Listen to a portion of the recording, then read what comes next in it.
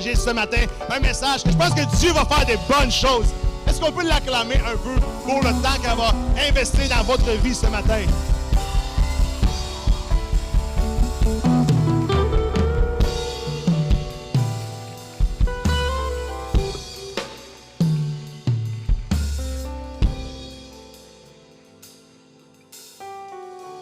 Merci d'être debout parce que ce qui va se produire dans les prochaines 30 secondes, ça requiert votre importance. Vous savez quoi? L'Église escalée grâce, pas au pasteur, pas à pasteur Laurent ou à moi. L'Église escalée grâce à ses volontaires, aux personnes que chaque semaine s'investissent pour préparer tout ceci afin que vous ayez un bon temps avec Dieu. Et nous avons à chaque mois une étoile du mois. Une personne qui est incroyable, qui fait partie d'une équipe, mais qui s'est démarquée afin de donner un peu plus pour que son département puisse fonctionner et que ça soit incroyable. Et la personne à qui ce mois-ci, on aimerait pouvoir donner ce prix-là, c'est quelqu'un qui a fait quelque chose d'incroyable en se démarquant tout au long du mois. J'aime que ce garçon-là a dit oui.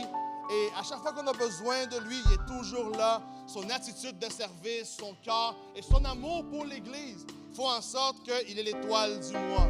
Il prend l'initiative, il veut que les choses soient meilleures pour que vous ayez une meilleure expérience. Et il comprend, il a les règles. Même si des fois, il n'a pas tout le nécessaire comme information, il a un bon esprit pour saisir que vous êtes une priorité et qu'on veut bien vous servir. Moi, j'aimerais que vous puissiez acclamer ce matin un jeune homme qui est incroyable. Toutes mes félicitations à l'étoile du mois à M.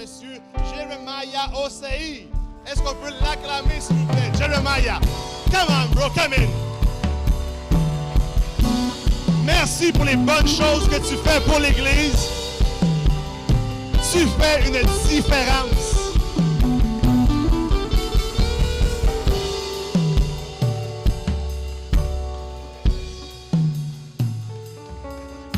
Vous savez, est-ce que je peux avoir un photographe pour la photo, s'il vous plaît? Des garçons comme toi, ça fait la différence ici. Merci d'être là chaque semaine. Merci d'inspirer les autres personnes. Et merci de donner ton maximum, même quand ce n'est pas requis. Tu fais toujours le bon. Tu prends toujours les bons choix et on est béni de t'avoir dans la famille. On fait une photo ensemble?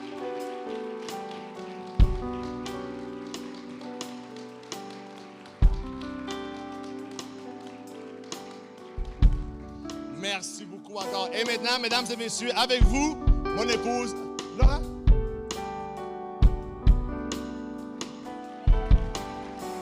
Et pourquoi ne pas donner une meilleure main d'applaudissement à celui qui est digne ce matin? Oh, comment, church, vous êtes capable de faire mieux que ça? Si tu es capable d'applaudir, fais-le comme il faut, parce qu'il est digne, parce qu'il est le roi des rois. Et ce matin, le Seigneur est au rendez-vous. Dis à la personne à côté de toi ce matin, il est au rendez-vous.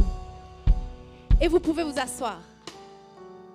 Juste mentionner à l'équipe que mon temps m'a été volé. Juste saying. Après, il ne faut pas qu'on me dise « t'as pas trop dit, t'as dit trop vite, t'aurais pas dû dire ci, t'aurais pas dû dire ça. » Moi, je vais faire ce que je peux dans le temps que Georges m'a laissé. Il fallait juste le dire.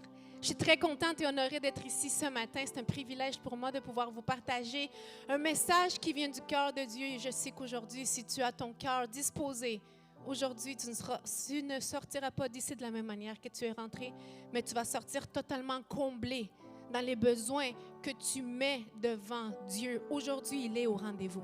Ce matin, il est ici. Ce matin, ce n'est pas moi qui parle, c'est Dieu qui parle à travers moi. Il connaît tes besoins, il connaît ta vie, il connaît là où est-ce que tu as besoin d'un miracle. Tu sais quoi? Il est au rendez-vous ce matin.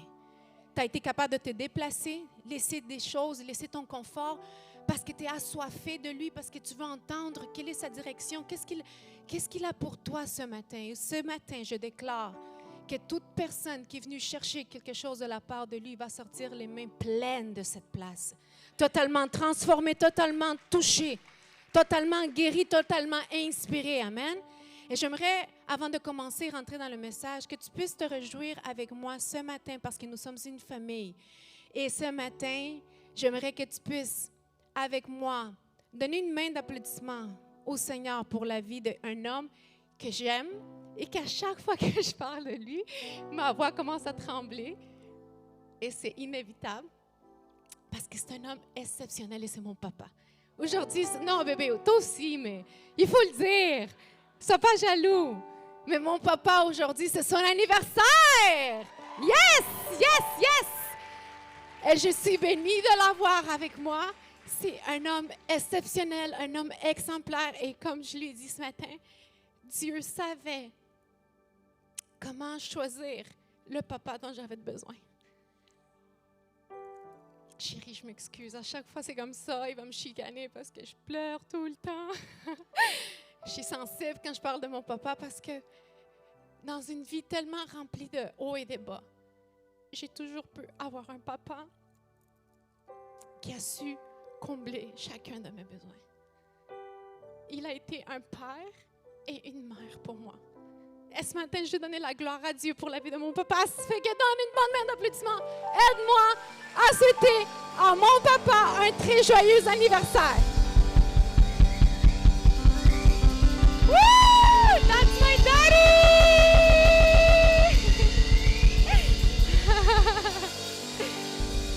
Te quiero. Mes sœurs m'ont dit, « Ah, c'est sûr que tu vas te mettre à brailler, là, comme à chaque fois que tu parles de ton papa. » Eh bien oui, qu'est-ce que tu veux? Bon, OK, let's go. Vous savez quoi? C'est tellement intéressant de voir comment est-ce que l'être humain, j'ai pas dit toi, j'ai dit l'être humain en général, mais si le chapeau te va, mets-le. L'être humain en général est plus curieux ou a plus de facilité à croire à ce qui est négatif, qu'est-ce qui est sensationnel, qu'est-ce qui est alarmant, right? C'est comme quand quelqu'un t'appelle puis te dit « Hey, appelle-moi! » Là, tu es comme occupé, tu es au gym, tu conduis, tu dis « Je vais le rappeler après. » Non, mais j'ai un potin pour toi. Comme les Haïtiens diraient « J'ai un zin pour toi. Rappelle-moi! » Qu'est-ce que tu fais? Tu te mets dans l'accotement, tu prends ton téléphone, tu le textes. Tu veux ça ou non? Non? Non? Ben, moi, oui. Et j'en connais certains très proches de moi qui sont comme ça aussi. Tu veux me parler? OK, je t'appelle tantôt. Non, mais je vais dire, OK, attends une minute. Qu'est-ce qui se passe? L'être humain est comme ça. Et lorsque tu regardes les nouvelles et tu vois, tel a fait quelque chose, lui a trompé sa femme, elle, c'est comme si c'est facile. Tu crois rapidement et tu ne te poses même pas de questions, tu ne le mets même pas en doute et tu te dis, ça doit être vrai. Oh my God, le scandale. Et là, tout le monde chit-chat sur ça. Mais ma question, c'est, qu'est-ce qui se passe lorsque tu entends des bonnes nouvelles te concernant? Quel est ton niveau d'excitation, de conviction, de dire, what? Dimanche matin, Dieu a un message pour moi? Attends une minute, je ne peux pas venir toute seule, il faut que je vienne avec quelqu'un. Let's go, dimanche matin, il n'y a rien qui se passe avant 1h PM parce que moi, je suis essentielle. Dieu a une parole pour moi. Dieu me dit qu'il va me bénir, qu'il va me restaurer, qu'il va sauver mon mari, qu'il va le transformer, qu'il va le changer. Oh my God, ça, c'est des bonnes nouvelles. Je connecte avec ça. Est-ce que c'est votre cas, vous? Mentez pas. Mais faites un examen, une auto-évaluation. Attends une minute, c'est vrai, ça. Je suis plus propice à croire tout ce que IG montre aussi, les réseaux sociaux, et croire et remplir ma tête de toutes ces sottises. Mais lorsqu'il s'agit de moi, lorsqu'il s'agit de connecter avec qu'est-ce que Dieu a pour moi, lorsque j'ouvre la Bible, Dieu me dit qu'il m'aime d'un amour inconditionnel. Est-ce que tu le crois réellement? Qu'il va changer ta situation? Non, mais impossible. C'est bien trop difficile. Dis-toi qu'il n'y a aucune maladie, aucune détresse, aucun problème qui soit impossible pour Dieu de ressoudre dans ta vie. Limite pas Dieu. Si Dieu a dit qu'il va le faire, il va le faire. Mais quand il s'agit de ta vie, de recevoir pour toi. Et souvent, je vois des gens dans mon entourage que lorsqu'ils viennent à l'église, si ma mère aurait été présente, si mon frère, si tel ami, non, mais toi, tu es là aujourd'hui. Et permets-toi d'être égoïste pour une fois et pense à toi. Parce que Dieu veut te remplir. Parce que pour pouvoir donner aux autres, il faut être rempli nous-mêmes, right? Alors, lorsque la parole dit des choses te concernant, quelle est ton attitude face à ce que tu entends, à ce que tu lis? Est-ce que c'est facile d'y croire? Quelle est ton excitation lorsque tu entends ces paroles-là? Et on va faire un essai. J'ai trouvé un verset dans la Bible qui dit que, en Ésaïe 54, 1, Un verset pour toi et pour moi. Ça dit dans la version Louis II, « Réjouis-toi, femme stérile. Toi qui n'avais pas d'enfant, pousse des cris de joie et sois heureuse.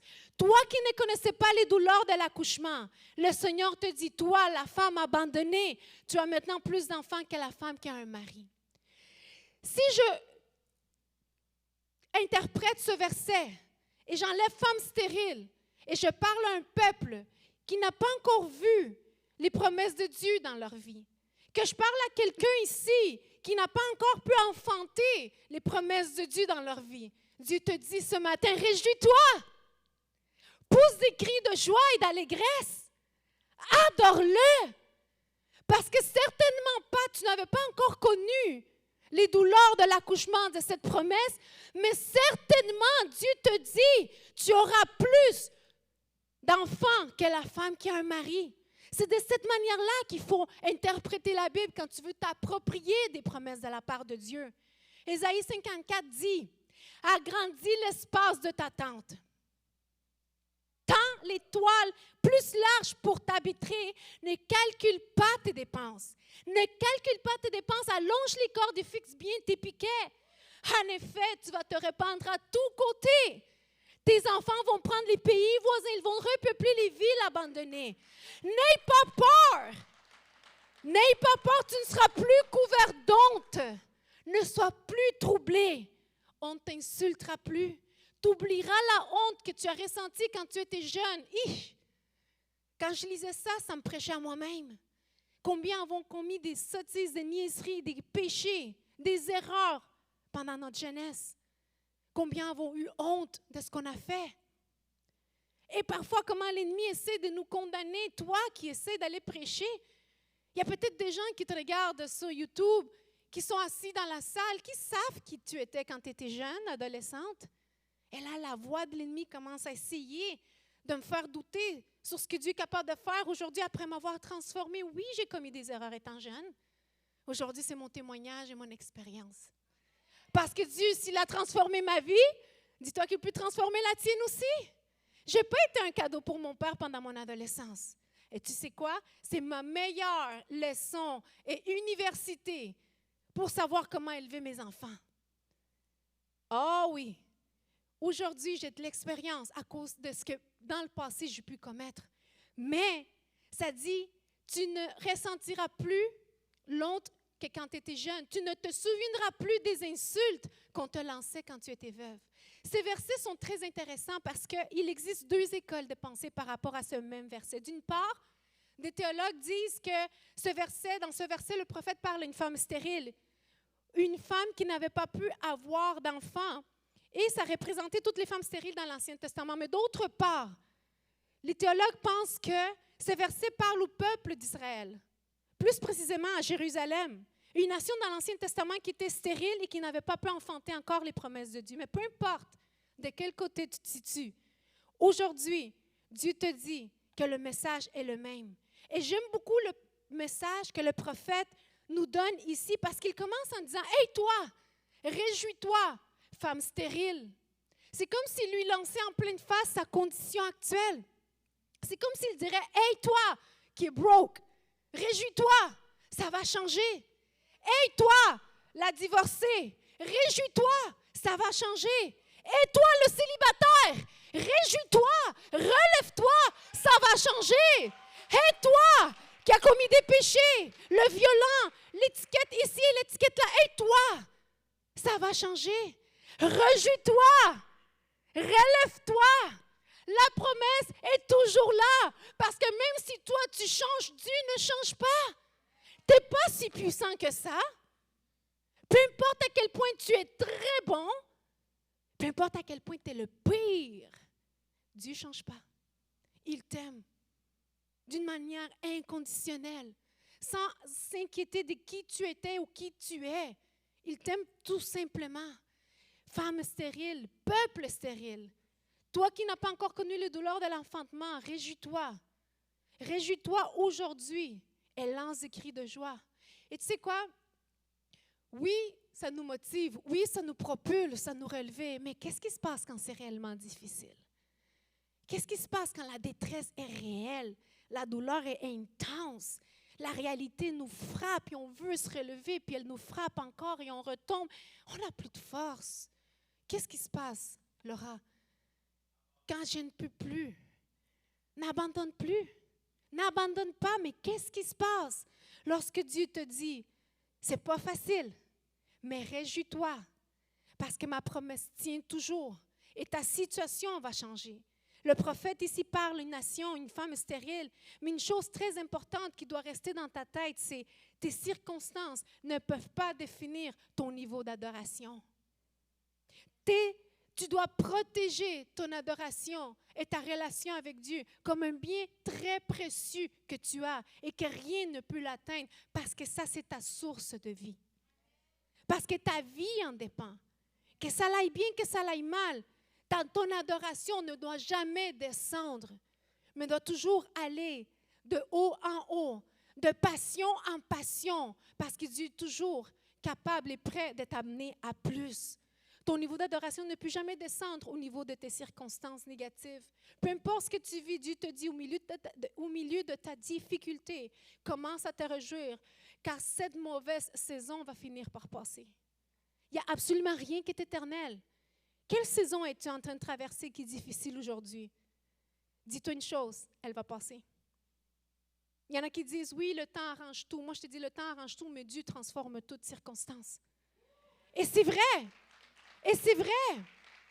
Oh, Église, vous savez, moi, je ne suis pas cheap. Hein? Si tu vas applaudir, gêne-moi pas. Si vous allez applaudir une bonne nouvelle qui vient de la part de Dieu, réjouis-toi et pousse des cris de joie.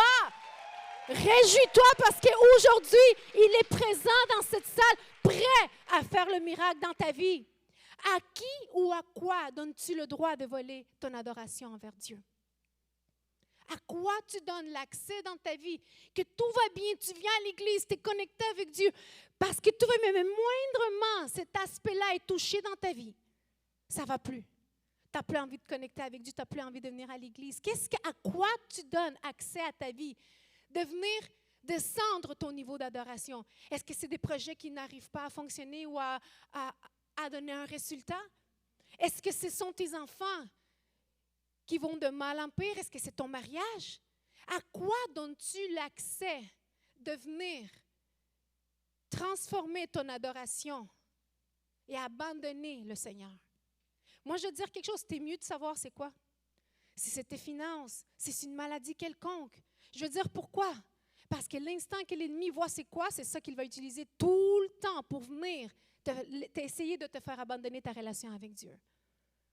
Mais si tu es ferme, si tu es solide dans ta relation avec Dieu, et si tu protèges ce bien précieux qui est ton adoration, ton exaltation envers Dieu quand ça va bien et quand ça va mal, tu vas rester ferme dans le chemin, focalisé sur la promesse que Dieu a pour toi. Mais le contraire, parfois, peut arriver aussi. Il y en a qui viennent vers Dieu lorsque ça va mal. Et on demande à Dieu, Seigneur, si seulement tu pourrais faire en sorte que mes projets puissent porter fruit, que mes finances puissent prospérer. Je te le promets, je vais te servir. Plus que jamais, je t'aimerai. Et voici, Dieu écoute, et il fait le miracle. Mais tu es tellement occupé au travail et à gérer tes finances. S'il prospère, puis tu es dans un niveau de bénédiction surnaturelle que tu oublies le Dieu de la bénédiction.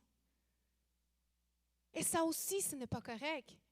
Parce que de la même manière que tu loues Dieu quand ça va mal et tu as besoin de lui, loue-le quand ça va bien. Parce que dans la parole, se dit qu'il va t'amener de gloire en gloire, de victoire en victoire. Mais si toi, tu es rassasié avec le minimum qu'il a déjà fait pour toi, sache qu'il a plus encore pour toi. Ce n'est pas fini. Va chercher tout ce que Dieu a pour toi. Notre adoration ne doit jamais être basée sur nos circonstances, sur nos émotions. Il est facile d'adorer Dieu quand on est dans une étape de bénédiction. Mais quand on est dans un temps où est-ce que tout va bien, tout est parfait, on pense qu'on n'a plus besoin de Dieu. Mais lorsque nous sommes dans la vallée, lorsque nous sommes dans un temps difficile, et c'est difficile d'adorer Dieu, pourquoi c'est difficile? Je vais t'expliquer pourquoi. Parce que tes yeux sont focalisés que sur le problème. Et tu oublies que Dieu est là, puis il veut te prendre dans ses bras pour t'aider à traverser cette épreuve. Mais toi, tu es juste en train de penser au problème. Tes yeux sont fixés sur la situation. Et c'est ça qui vient éteindre ton niveau d'adoration. C'est tellement important. Et rappelle-toi, peu importe que tu sois dans un temps de sécheresse ou un temps de bénédiction, que tu sois dans l'abondance ou que tu manques d'argent dans tes poches, que tu sois dans la maladie, que tu sois dans la santé, que le niveau de ton adoration envers Dieu ne change jamais, car Dieu est digne d'être adoré en tout temps. Dieu est digne d'être exalté en tout temps. Ton adoration, ta relation avec Dieu ne peut pas être conditionnelle. Si ça va bien, je vais à l'église. Si ça va mal, je vais à l'église. Non! Il va toujours avoir des arguments dans ton entourage, dans ta vie, qui vont essayer de te bouleverser et essayer de te déconnecter de ta source qui est Dieu. Ton adoration doit être basée sur qui il est. Rappelle-toi, Dieu est bon en tout temps. Ici, on va apprendre une leçon. Puis je pourrais fermer mon message ici, prier pour toi, puis on s'en va à la maison. Et je te dis que peu importe ta situation, que tu sois dans l'abondance ou dans la sécheresse, que de la même manière que tu serais capable de prendre soin d'un bijou, un diamant tellement précieux, que cette même intensité soit la même lorsque quelque chose essaie d'attaquer ta relation avec Dieu. De la même manière que tu protégerais ton enfant qui est en danger, protège ta relation avec Dieu.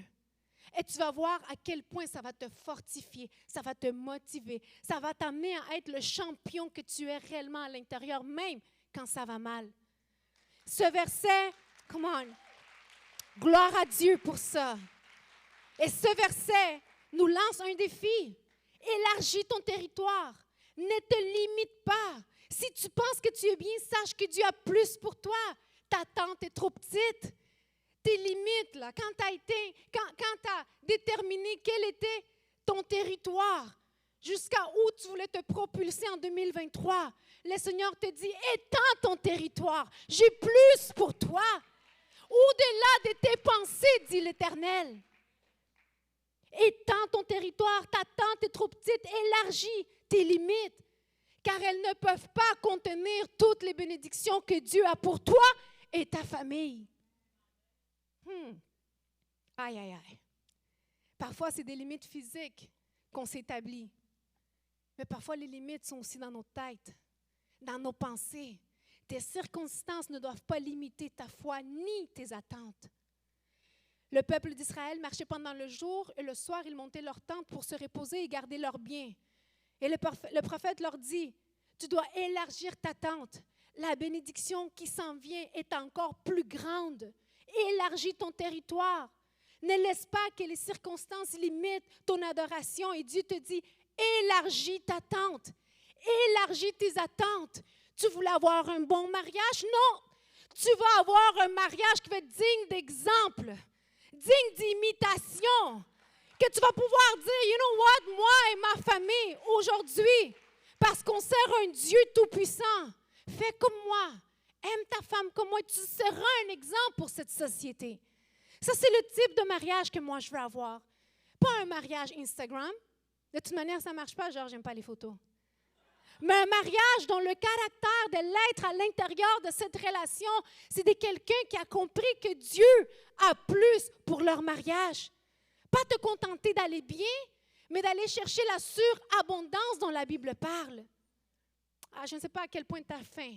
Je ne sais pas à quel point ton appétit, grand, gourmand, si tu t'es piqué la piqûre qui coupe l'appétit, mais si tu vas te piquer cette piqûre, fais-la pas dans ce que tu as envie d'avoir de la part de Dieu. Sois affamé. Cherche plus de Dieu. Il y en a qui disent, ah, vous là, les riches, vous là qui avez tout, vous qui ça, oui, mais ça c'est pas de ma faute si moi je suis gourmande par rapport aux bénédictions de Dieu.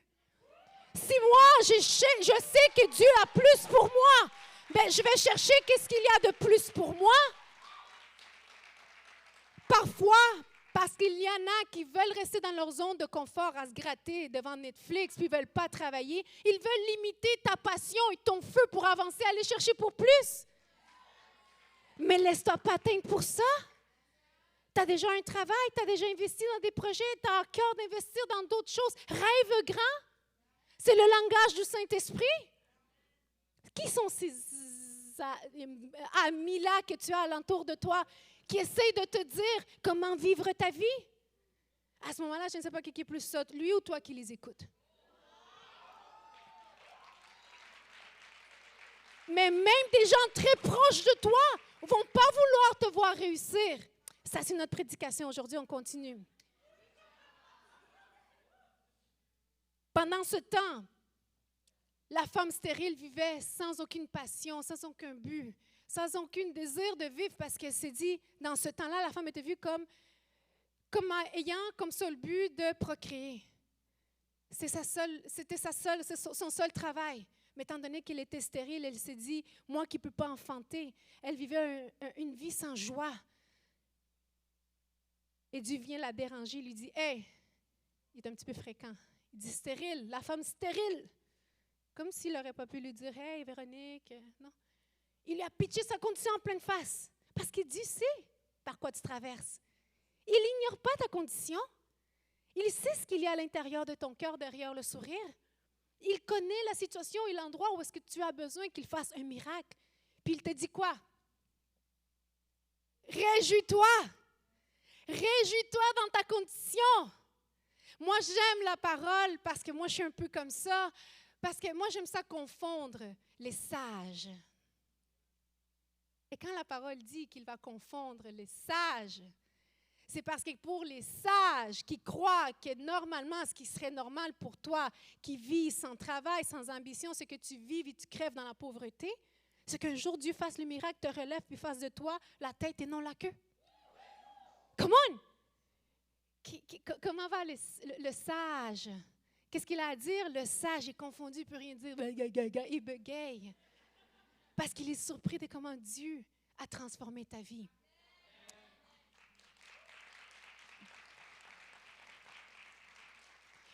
Sauf qu'il y a quelque chose ici. Dieu est capable de te remplir de foi, de rêves, de visions, de promesses. Il te guérit, il te dit qu'il t'aime, il restaure ton estime. Mais ici, rien ne va porter un résultat si tu ne te lèves pas et tu poses une action. Ici, on ne parle pas d'un Dieu Botox. Tu vois cette merveille qu'on injecte puis que 2 jours plus tard, tu n'as aucune ride. C'est magique. Mais Dieu n'est pas comme ça. Dieu fait un travail en équipe avec toi. C'est un travail en équipe. C'est un travail à 2.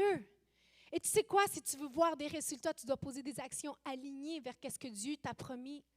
Vous savez, moi, j'ai un entraîneur depuis bientôt 1 an. Et moi et mon entraîneur, on a une alliance ensemble. Il comprend mes objectifs parce que je lui ai dit, je lui ai expliqué où je veux arriver, qu'est-ce que je veux atteindre comme objectif. Puis il m'a dit, parfait, je vais établir un plan pour toi. Voici le plan. Il comprend mon objectif. C'est un travail en équipe. Il s'est investi dans mes objectifs. Il place les machines. Il m'appelle le matin. Il m'encourage. Il place les poids dans les machines. Même des fois, il en place un peu trop, mais il pousse mes limites. Il veut sortir de moi ce qu'il sait qu'il est capable de sortir de moi. Puis tu sais quoi? Je bénis Dieu pour sa vie. Parce que c'est un travail qu'on fait ensemble. Il croit en moi, il me motive. Il a un plan pour la journée à chaque jour. Et j'ai vu les résultats. J'ai perdu du poids, je me sens un peu plus forte. Je vois que les muscles commencent à... J'aimerais ça que ça se fasse un peu plus vite, mais bon, qu'est-ce que tu veux? Et je commence à sentir que je suis dans le meilleur moment de ma vie. Physiquement, je me sens en santé. Il est le meilleur. Mais rien de ce qu'il a fait pour moi n'aurait pu produire un résultat parce que c'est moi qui ai dû courir sur la machine. C'est moi qui ai dû pousser et élever le poids. C'est moi qui ai dû réellement manger selon la diète qu'il m'a prescrite. C'est moi qui ai dû investir mon corps physiquement et transpirer jusqu'à la dernière goutte de mon corps dans chaque entraînement pour voir les résultats. Est-ce que tu comprends où je veux m'en venir? La même chose avec Dieu. Et il connaît le plan qu'il a pour toi. Il s'investit avec toi. C'est ton allié. Il veut ton succès. Il sait que tu es capable. Mais rien de ça ne va pouvoir avoir des résultats concrets et visuels dans ta vie si tu ne te lèves pas et si tu ne travailles pas et si tu ne marches pas aligné à son plan. Come on! On ne peut pas s'attendre que Dieu agisse dans nos vies et qu'il vienne lui-même lever nos pieds, nous relever et faire les choses à notre place. Non! Parce que dans ce cheminement, il y a de l'apprentissage aussi.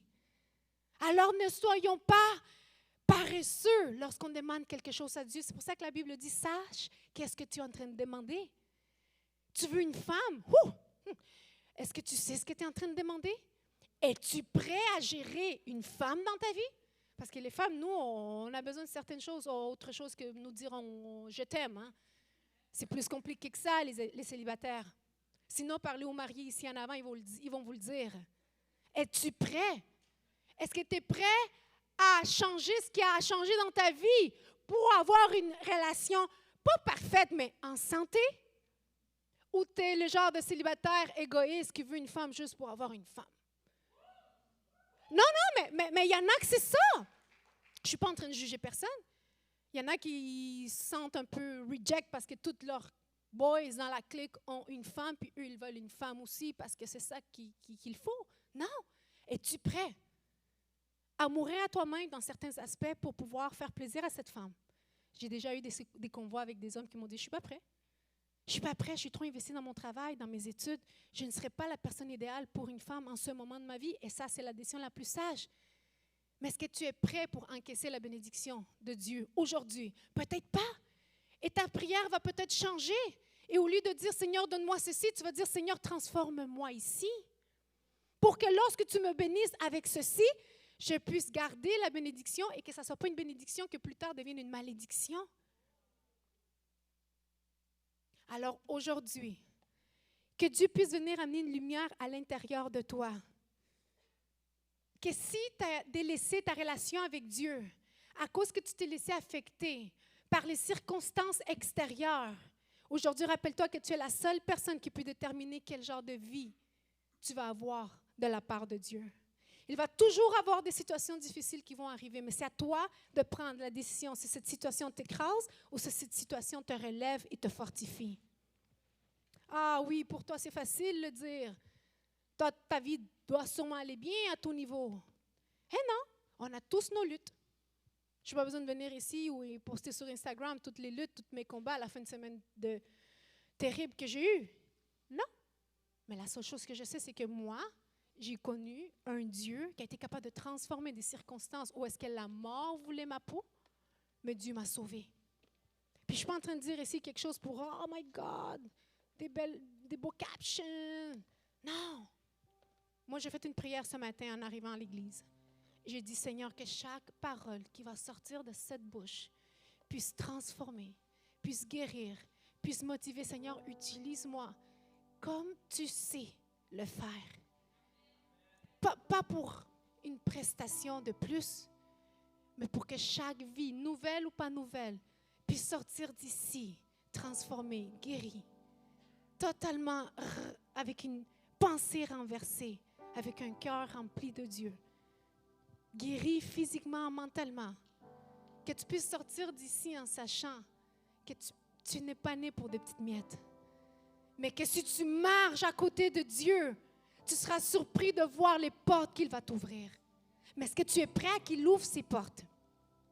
Une vie de bénédiction ne se voit pas seulement par l'extérieur. Ne laisse pas les autres dicter ce qui est normal ou ce qui est correct de faire dans ta vie. Ne permets pas à d'autres personnes de déterminer la qualité de vie que tu vas avoir. Laisse pas cet accès à ton patron, à un ami, à ton ex. Ça fait 2 ans que tu n'es plus avec, mais à chaque fois que tu parles de lui, c'est comme si ça t'enlève ta paix. Donne-lui pas cet accès. C'est ton ex. Il n'est plus là. Extérieur, ça ne sert plus. Focalise sur qu'est-ce qui sert maintenant. Non? Est-ce que je parle à quelqu'un? Est-ce que tu parles à quelqu'un ce matin? Une vie de bénédiction se voit premièrement à l'intérieur par le caractère que tu démontres lorsqu'il y a une situation difficile. Qu'est-ce qui se passe quand tu vis une situation difficile? Est-ce que tu runs loin de la présence de Dieu parce que tu dis « Ah, il m'a oublié » ou est-ce que tu cherches peut-être quelqu'un en qui tu peux te défouler et avoir un conseil qui, tu sais, vient de la part de Dieu? Quand une situation frappe ta vie, est-ce que tu es de ceux qui aiment s'entourer, de ceux qui vont te dire qu'est-ce que tu aimes entendre ou de ceux qui vont te dire ce que tu dois entendre? C'est différent. Un vrai ami inspiré de Dieu te dit ce que tu dois entendre. Et si tu en as de ces genres d'amis-là, garde-les proches. Garde-les proches. Parce qu'au moment de la difficulté, c'est cette sagesse dont tu as besoin. Comment va ta foi? Comment va ta paix? Comment va ta joie aujourd'hui? Comment ça va? Ne permets pas à d'autres de venir déterminer ton adoration envers le Seigneur. Puis surtout, ne cessez jamais d'être une bonne personne à cause des mauvaises personnes. Jamais. Ne cesse jamais d'être qui tu es parce qu'il y en a qui ont été méchants avec toi. Parce qu'il y en a qui ont été injustes avec toi. Vous savez, rapidement, je vais te montrer la photo de Nick Vukovic. Je sais qu'il y en a beaucoup ici qui le connaissent. C'est un pasteur, un prédicateur qui n'a de jambes, il n'a pas de jambes, il n'a pas de bras. Est-ce que je pourrais avoir la photo, s'il vous plaît? C'est un prédicateur qui se promène partout dans le monde et qui raconte les bontés de l'Éternel, à quel point Dieu est bon. Il n'a pas de jambes, il n'a pas de pieds. Et tu sais quoi? Il dit qu'il n'a aucune limitation. Il s'est marié à une très belle femme, a eu des beaux enfants, et il a dit une chose dans un de ses livres. Les seules limites qui existent sont celles que nous-mêmes nous imposons. Et c'est tellement vrai. Si l'équipe pourrait mettre la photo, vous me le diriez, comme ça je peux continuer. Mais venant de quelqu'un comme cet homme-là, c'est certain qu'il a de la puissance dans qu'est-ce qu'il dit. Il sait ce qu'il dit. Je pense qu'il a toutes les justifications au monde possibles pour faire absolument rien, pour se plaindre de Dieu, pour renier Dieu, pour pleurer, se lamenter. Lui, il aurait toutes les raisons au monde, mais il ne le fait pas. Il a choisi lui-même de marcher selon le plan que Dieu avait pour sa vie. Ce n'est pas ses jambes, ce n'est pas ses bras qui vont le limiter, mais c'est le rêve que Dieu a mis à l'intérieur de lui qui fait en sorte qu'il vive et qu'il prêche l'évangile de Dieu partout où il va. Alors aujourd'hui, quelles sont tes limitations à toi? J'aimerais finir ce message en te disant, en te racontant un témoignage personnel. Est-ce que on peut garder ça entre nous ici? Et je vous promets que je ne verserai pas de larmes. Et si une larme coule sur mon visage, sache que c'est juste parce que je me rappelle à quel point Dieu a été et est toujours bon. Vous savez, après avoir eu mes garçons, Georges et moi, on avait à cœur en 2013 d'avoir une petite fille. Puis c'était tellement intense qu'on s'est dit, Seigneur, si ce désir vient de toi, confirme-nous-le.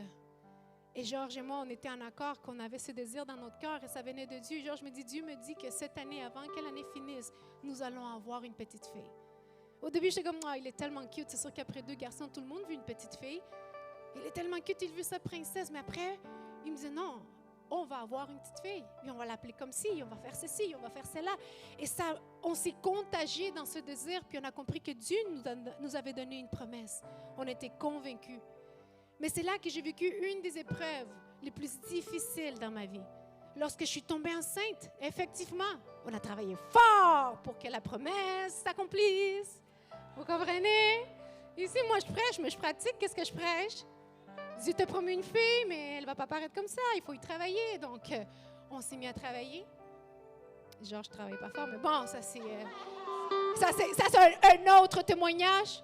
Tu sais, quand tu pries, tu dis « Lève-toi, Seigneur ». C'est comme « Lève-le ». OK! Et c'est là que j'ai vécu une des épreuves les plus difficiles. Je vais mettre un petit peu de rire, là, parce que sinon, c'est trop mélancolique avec le piano, puis c'est pas le but, mais j'aime ça rire de Georges. Avec Georges. Mais c'est là que je suis tombée enceinte. Et suite à cette annonce de grossesse, malheureusement, j'ai perdu ma bébé. Et vous savez, cette perte avait été catastrophique pour moi parce que le jour que j'avais été recevoir, en fait, le jour que j'ai reçu le diagnostic, c'était le jour qu'on allait me donner le sexe du bébé. Puis moi, j'allais à ce rendez-vous pour qu'on me dise si c'est un petit gars ou une petite fille. Puis on me dit que c'est une petite fille, mais qu'elle ne peut pas naître à cause d'une anencéphalie sévère et que je dois mettre fin à ma grossesse de 5 mois et demi. À ce moment-là, je me suis dit, attends une minute, qu'est-ce qui se passe là? Dieu, tu me promets, tu me donnes, tu m'enlèves. Attends une minute, je ne comprends pas, moi qui te sers Et puis, soudainement, il faut que j'accouche d'un petit bébé qui ne va pas... Attends une minute, qu'est-ce qui se passe là? C'est pas ça qui était dans le plan. Et je me souviens que lorsque j'ai reçu ce diagnostic, ça a été tellement difficile pour moi, tellement de pensées difficiles qui venaient attaquer ma tête. Et j'ai eu un diagnostic un jeudi, comme quoi il me restait 1 semaine avec mon bébé dans ma bédaine parce qu'une semaine après, il devait faire en sorte de provoquer l'accouchement parce que le bébé n'allait pas pouvoir vivre. Et je disais, attends une minute, Seigneur, premièrement, je veux que tu saches que je t'aime.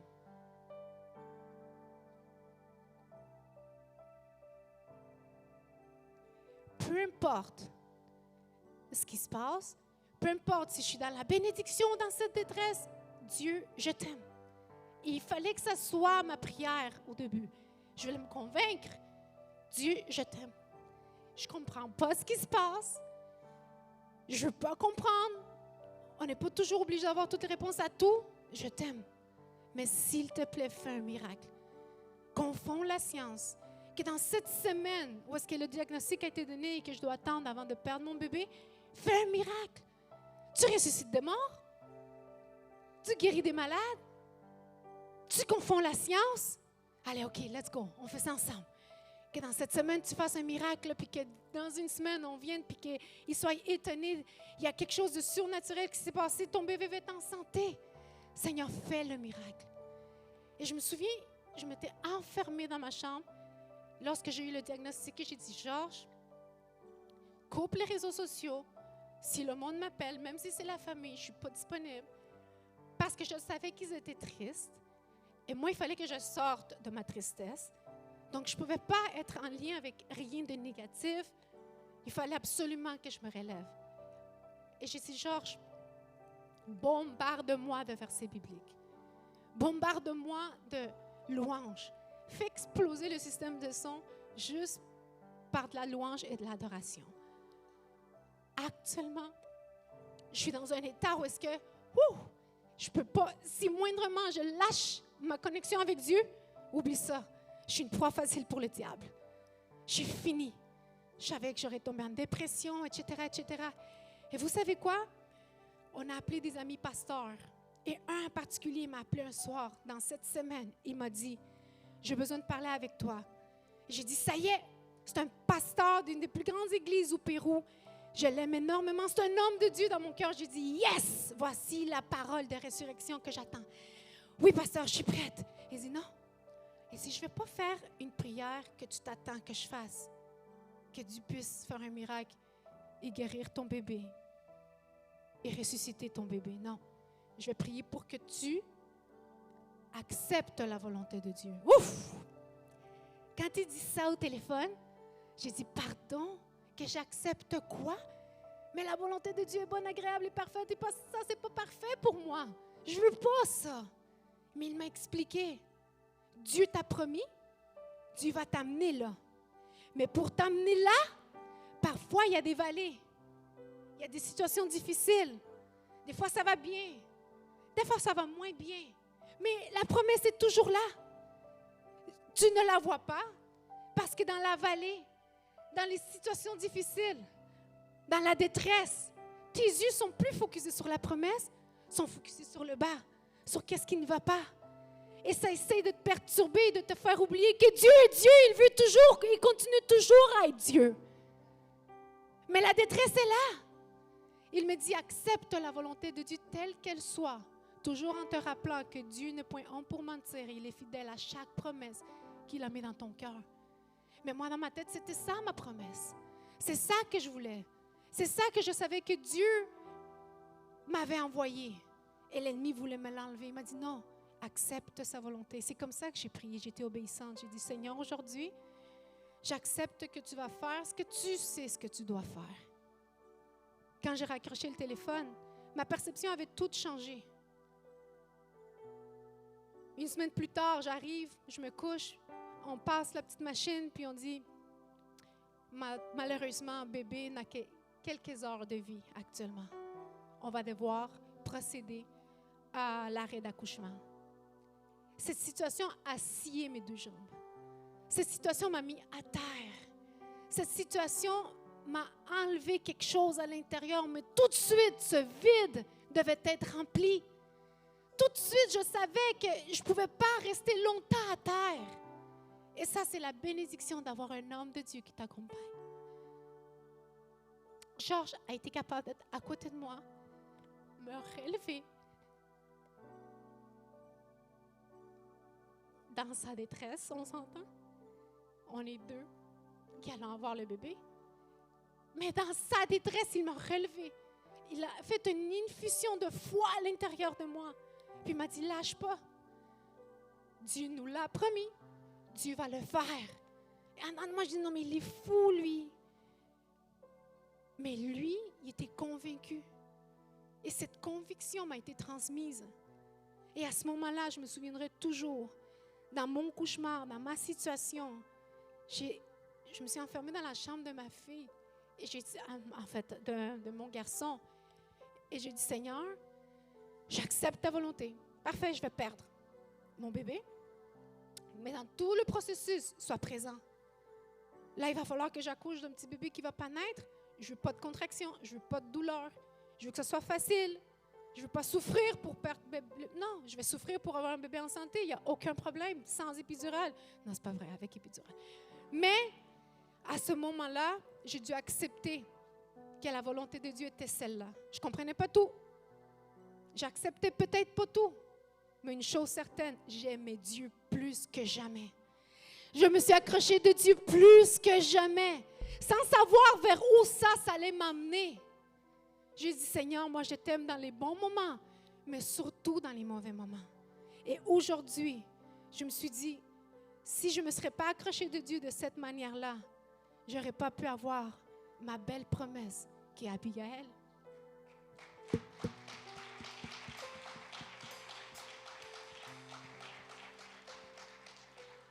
Voyez comment Dieu, des fois, il agit d'une manière qui était comme « What? » J'ai perdu mon bébé le 7 février 2013.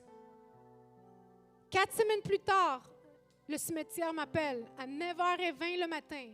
Madame Tirado, les cendres de votre bébé sont prêts, vous pouvez passer les chercher. On se dirige. Il ne faisait pas beau. On sort d'être là. À 14h30, le même jour, le 6 mars 2013, mon docteur m'appelle. Il me dit, félicitations, Madame Tirado, vous êtes à nouveau enceinte. Seulement Dieu peut faire quelque chose. Et c'est un miracle parce que les femmes, on se comprend qu'après une perte, la dernière chose que tu penses, c'est à travailler pour faire un autre bébé, right? Ton corps doit se récupérer, nanana. Je me souviens que Georges m'a dit, je t'emmène en voyage, on va au Pérou, on va manger beaucoup de ceviche, you know? Ceviche, pour ceux qui comprennent ce que je veux dire, c'est un aphrodisiaque péruvien. Mais il me dit, on va sortir d'ici, on va changer un peu les airs, puis on va se rendre au Pérou pendant 1 mois. Puis mon docteur m'a dit, tu peux partir parce que physiquement et mentalement, tu es correct. Je te donne mon go. Tu peux continuer à travailler pour ton rêve. Et Abigail est née un 12 décembre 2013. Avant la fin de l'année 2013, j'ai été capable de recevoir cette bénédiction, cette promesse que Dieu m'avait donnée. Le chemin n'avait pas été facile. Le chemin avait été très difficile. Il y a eu des bas plus que des hauts. Mais à la fin de 2013, Dieu s'est glorifié. Et aujourd'hui, cette photo, c'est la preuve que le diable est un menteur. Ces photos, c'est la preuve que Dieu est un Dieu fidèle. Que peu importe les circonstances qui vont toucher ta vie, ne cesse jamais d'enlever ton regard de celui qui t'a promis et de sa promesse. Alors ce matin, Église, pourquoi tu penches pas ton visage un peu et tu fermes tes yeux et tu entends la voix de Dieu te dire ce matin, quelles sont ces choses qui sont venues perturber ton adoration, ta relation avec moi? Quels sont ces éléments dans ta vie à qui tu donnes accès à venir te faire oublier la promesse et le Dieu de la promesse? Ce matin, Église, si seulement tu pourrais comprendre qu'une perte parfois peut devenir le chemin pour acquérir un meilleur gain. Moi, j'ai perdu ma fille en février 2013. C'est un processus dans lequel j'ai appris. Je me suis rapprochée le plus de Dieu. Je me suis fortifiée le plus. Et à la fin, ça m'a gardée forte et prête à recevoir cette bénédiction que Dieu avait pour moi, qui était d'avoir ma petite fille. Aujourd'hui, comprends que ta situation difficile va devenir ton témoignage. Et j'aimerais te laisser avec un verset dans Ésaïe 43, 1 et 2. Et juste pendant que tu as les yeux fermés, entends la voix de Dieu te parler et te dire, maintenant, mon fils, ma fille, je te dis, moi qui t'ai créé et je t'ai formé, n'aie pas peur, je te libère, je t'ai appelé par ton nom, tu es à moi. Et écoute ton Père te dire, quand tu traverseras l'eau profonde, je serai avec toi. Quand tu passeras les fleuves, tu ne te noieras pas. Quand tu marcheras au milieu du feu, il ne te brûlera pas. Les flammes ne te toucheront pas. Et il te dit à la fin, oui, je tiens beaucoup à toi. Toi qui es précieux, toi qui es précieuse, car je t'aime d'un amour inconditionnel. Reçois ces paroles qui viennent de la part de Dieu pour ta vie. Tu n'as plus à avoir peur. Tu n'as plus à te limiter. Étends ton territoire et sois prêt à recevoir la bénédiction qui vient de la part de Dieu. Et si aujourd'hui tu as reçu quelque chose de la part de Dieu, pourquoi tu ne te lèves pas sur ta place et tu ne lui donnes pas une bonne main d'applaudissement ce matin? Parce que Dieu est fidèle, parce que sa promesse tient toujours, parce que Dieu guérit tes difficultés, parce que Dieu restaure les domaines où tu as été affaibli. Donne-lui une main d'applaudissement qui va activer sa main sur ta vie, qui va faire en sorte qu'aujourd'hui, tu puisses recevoir et être transformé, que la situation à quoi tu tiens à cœur soit totalement renversée. Et pourquoi tu ne lèves pas tes mains vers le ciel et que tu lui dises, remplis-moi dans chaque vide que chaque situation a causé. Remplis-moi, remplis-moi, remplis-moi de foi, remplis-moi des promesses, remplis-moi de ta présence, remplis-moi, Seigneur, d'allégresse, remplis-moi de joie. Ce matin, reçois, reçois, reçois. Pendant que tu lui dis, remplis-moi, reçois de la part de Dieu.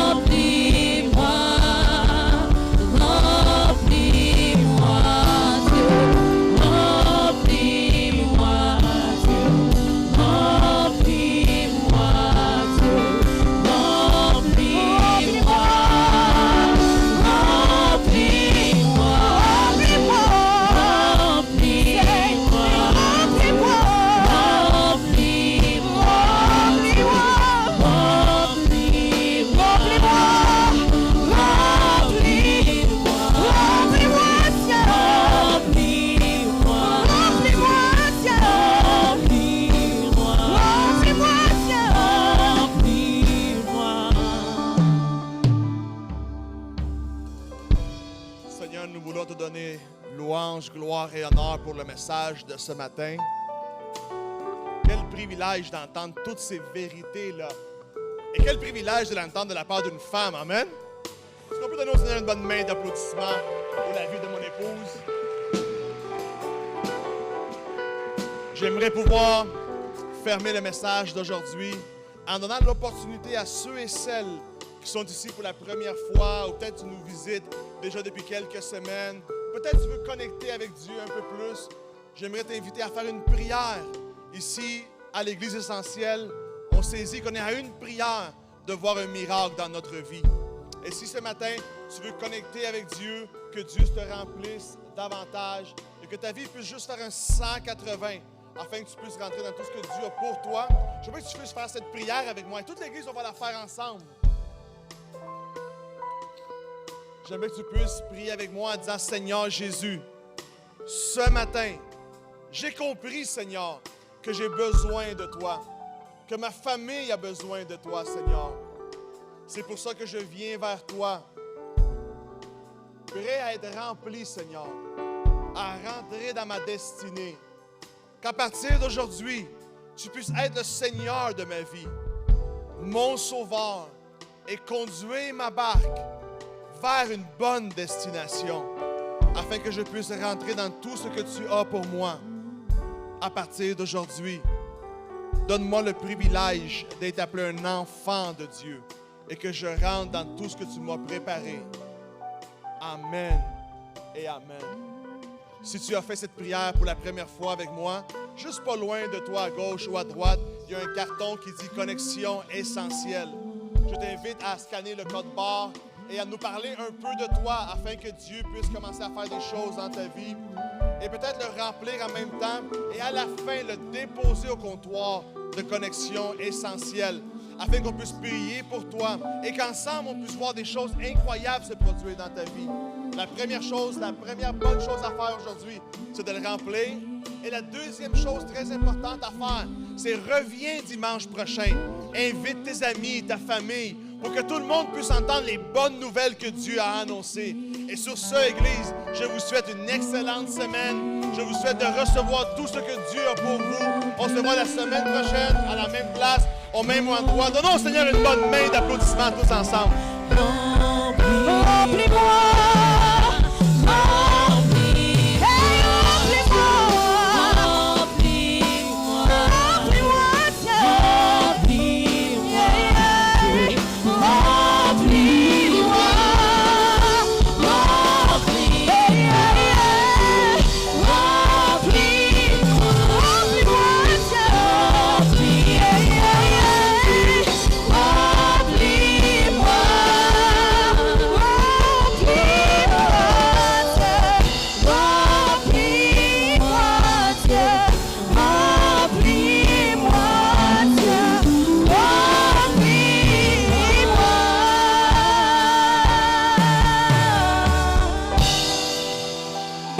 Église Essentielle.